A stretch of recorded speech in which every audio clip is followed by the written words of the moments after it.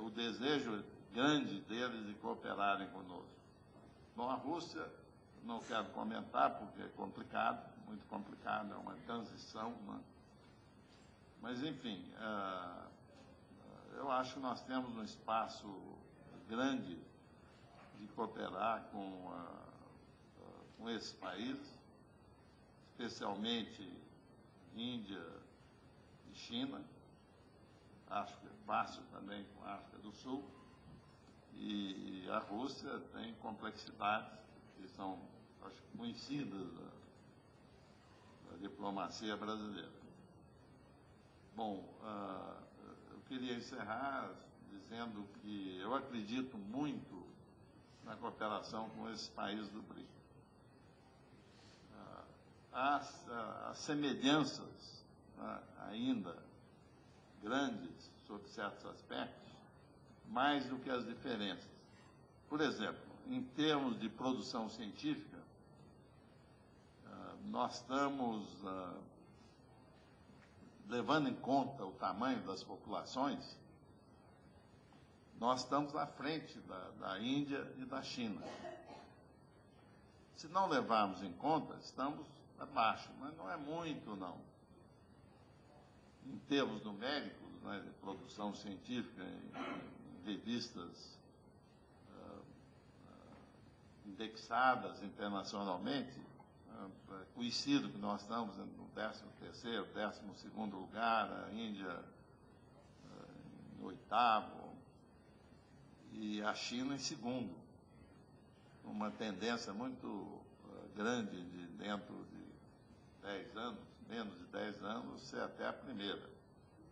Mas tem outro lado da moeda que é tão relevante quanto esse, que é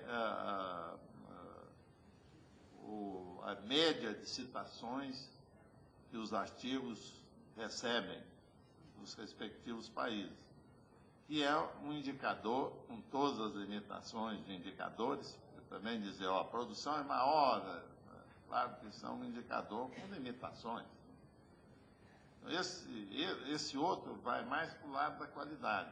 A citação, em geral, é maior se a revista é melhor, quando está sendo publicada. Também tem limitações. Nesse aspecto, nós estamos à frente da China e da Índia. Talvez vocês não saibam isso. Mas é muito pouco. E a inclinação, todos crescem. A média de citação em relação à média mundial. Mas o crescimento do Brasil está menor do que o da China e da Índia. Nós estamos, se quiser, ameaçados, entre aspas. Então, é por isso que eu vivo dizendo por aí que nós temos que acelerar o passo. Muito obrigado.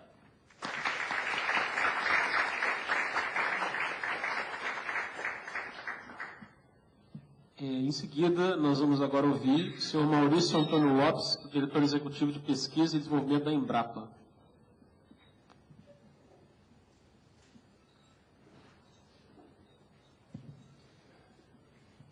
Boa tarde a todos.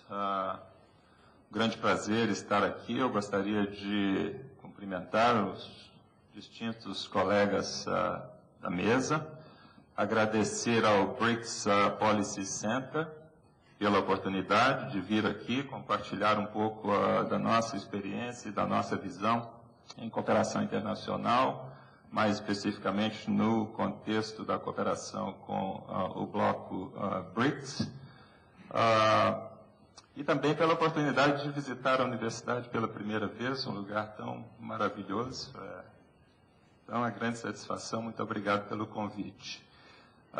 Obviamente que essa breve intervenção minha vai ter o viés da nossa especialidade, que é pesquisa agropecuária. Eu represento a Embrapa, que é a maior instituição de pesquisa agropecuária na América Latina e talvez a maior organização de pesquisa agropecuária em todo o cinturão tropical do globo. E eu vou também talvez correr um pouco de risco, porque não sei se é exatamente o que os organizadores esperavam. Eu não vou revisitar o tema que já foi tratado aqui de forma muito brilhante pelos dois palestrantes que me antecederam, as possibilidades de cooperação e o potencial de cooperação com os 5 componentes do bloco BRIC. Mas eu vou, ao contrário, compartilhar com vocês um pouco da experiência da minha organização em cooperação internacional. Obviamente, que vai além do bloco BRIC, mas que tem também algumas interfaces com países do bloco.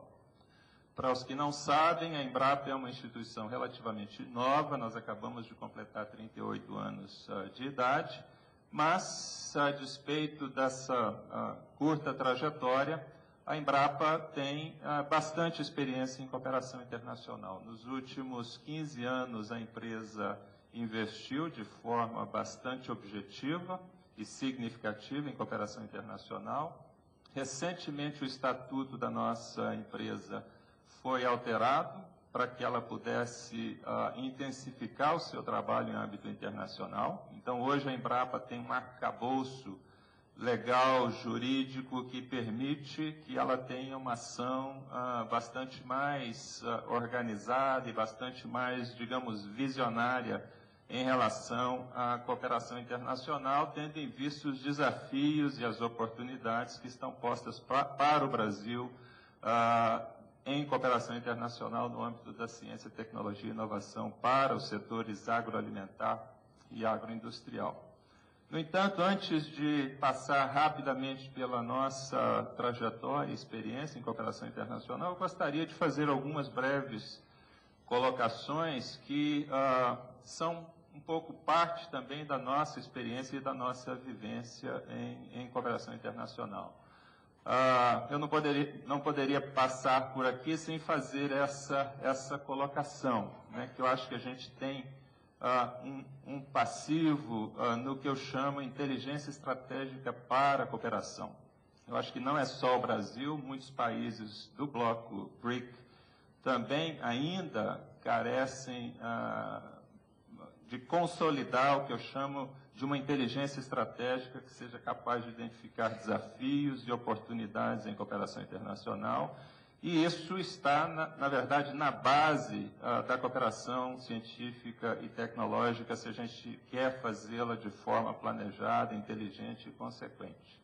Sem inteligência, sem planejamento, sem capacidade de antevisão de riscos, oportunidades, desafios, fica difícil você planejar e levar adiante uma estratégia de cooperação que seja organizada e que seja tempestiva e consequente. E como eu venho da área de pesquisa agropecuária, eu me permito usar essa alegoria, não é crítica a ninguém, mas eu creio que ainda perdura, especialmente no ambiente de ciência, tecnologia e inovação, a visão de que cooperação você faz ligando as coisas, né? Quantas missões, quantos eventos, quantos documentos assinados, né? Quantos TCPs, né? E no fim das contas você pergunta, o que virou isso tudo, né? Quais foram os resultados? Então, eu acho que há um aprendizado que todos ainda precisam fazer, especialmente no momento em que cooperação em âmbito internacional se torna cada vez mais intensiva em comunicação, em relacionamentos. A cooperação, para ela funcionar, ela tem que ser muito intensiva em comunicação e relacionamentos. Nós temos que ser muito hábeis em construir, estabelecer propósitos comuns, e a gente tem que ter um processo de gestão da cooperação que leve a alinhamento de esforços.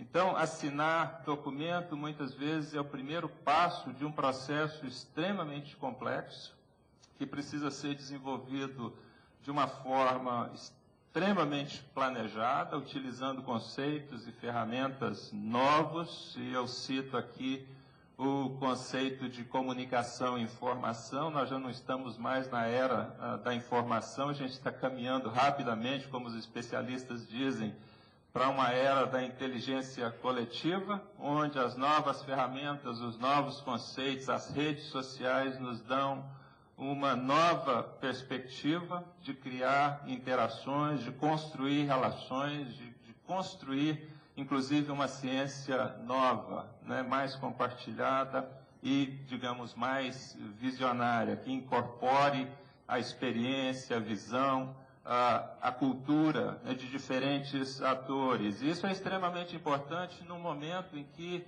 os desafios para a ciência se tornam cada vez mais complexos. Nós temos desafios hoje que são transnacionais, transboundary.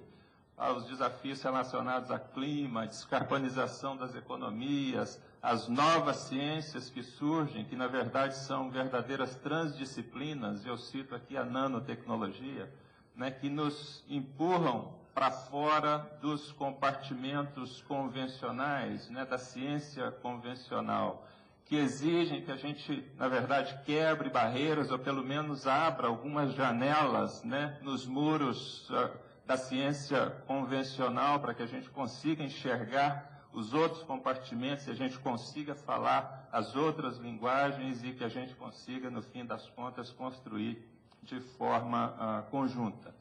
Os desafios, então, são enormes e o meu ponto aqui, com esses primeiros slides, é para dizer que, na minha visão e na visão da minha organização, a cooperação é um processo complexo, que exige ferramentas, estratégias e processos sofisticados, né, se a gente quer que realmente a cooperação funcione. Uma outra coisa que permeia um pouco a nossa cultura de cooperação é essa dos modelos, digamos, genéricos para a cooperação, né? E a Embrapa aprendeu ao longo desses últimos anos que, eu coloco aqui essa frase, one size does not fit all. Você precisa trabalhar o conceito de tailor-made, e eu acho que esse conceito ele se encaixa muito no caso dos BRICS, eu não preciso voltar ao professor Cassiolato, o professor Palles discutiram, e também no painel anterior, né, a grande diversidade, né, que está representada nesse chamado bloco BRICS. Óbvio que é na diferença e na diversidade que a gente encontra as melhores oportunidades para se construir alinhamentos e sinergias, mas nós não podemos ignorar, né, olhando esse conjunto de países, que nós estamos lidando aqui com uma realidade extremamente complexa, extremamente diversa, as diferenças no âmbito político, geopolítico, das ciências, das políticas de P&D, das políticas industriais, do posicionamento desses países em relação às grandes questões globais relacionadas a clima, meio ambiente, a descarbonização das economias, a green growth e a economia verde. É um conjunto extremamente complexo de questões com as quais nós temos que lidar e tratar se nós queremos construir alinhamentos, interações produtivas, né? E uma realidade, o professor Palles trouxe essa questão, a visão de CIT e a vinculação da visão de CIT com inovação. A nossa experiência na Embrapa é que é cada vez mais difícil e complicado você desconectar ou desvincular a visão de cooperação em ciência da visão de cooperação em inovação.